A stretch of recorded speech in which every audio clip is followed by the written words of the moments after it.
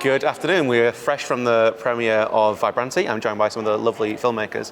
Would you be kind enough to introduce yourselves and tell us a little bit about the film? Yes, thank you so much. My name is Emerson Tenney. I'm the writer-director of Vibrantea.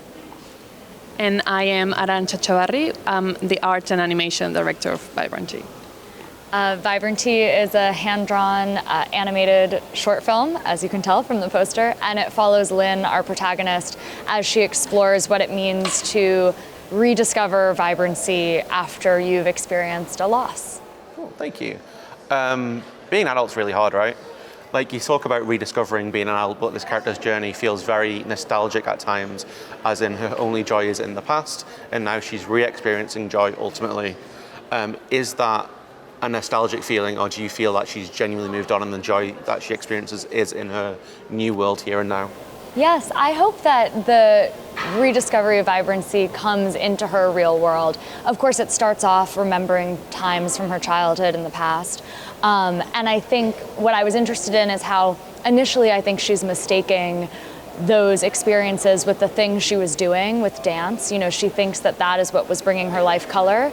However, as she starts to discover the people around her in her present moment, I think she realizes that actually where the vibrancy was coming from was from her connection with other people. And that's something that you can have anywhere, regardless of what you're doing, regardless of any loss that you've experienced or any passions you've aged out of. So I hope that she really does rediscover something new in the present moment. The way we see that visually in the film is through the film is initially in black and white or in grey tones with little bits of colour and then becomes much more colourful. The film is so incredibly striking in the beginning of that first part. Was it difficult to accept that vision of like, oh, there's going to be a change and we're going to move away from that black and white style? Like, is it hard to be like, that's the bad times when it looks incredible? That's such an interesting question. Do you want to answer that? Or? I think I remember even the black and white was a decision we made together when we started exploring the style of the film. So we wanted the animation to feel more traditional, like made on paper, even though it's made in a computer. And like maybe old school Disney, like we really like 101 Dalmatians as a reference. So yeah, I think from that we were thinking, oh, we really like the ink on paper and how dark it looks. And then black and white just kind of made sense to kind of match that emotional, like nostalgic feeling the character was feeling. And then just having the flashbacks with color to kind of like connect with like that joy she lost and then reconnecting that at the end of the film. That's kind of like how that turned to life, really. Yeah, I missed the black and white a little bit, but I hoped that in our pacing and that, you know, it's a little bit of a longer film and staying with the integrity of the pacing of the black and white world, when we do get color, I hope it feels like a breath of fresh air and a discovery of something new. Oh, thank you. Unfortunately, we're running short on time, but I would love to hear what you can do else with this film and what's next for you guys individually.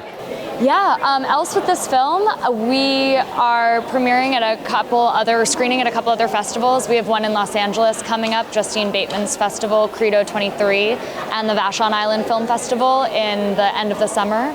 We're waiting to hear back from other places. And in terms of what's next, this has been a great calling card for me moving, in addition to writing, more into directing animation. I have a few feature projects, a live action feature project and a stop motion feature project in development right now. So I'm excited to be able to talk about more of that soon, hopefully. Yeah, for me, I would love to continue animation direction, like is what I love. I opened up my own animation studio recently last year with my best friend. So hopefully we just like continue to do works like this and take new projects. So. Oh, we're working on a short film together now. Yeah. Our next one, it's a lot shorter than this. It's only like 3 minutes. So yeah. Hopefully if that's done next year, you can bring that back to us and we'll see you again. But thank you so much for your time. Thank you.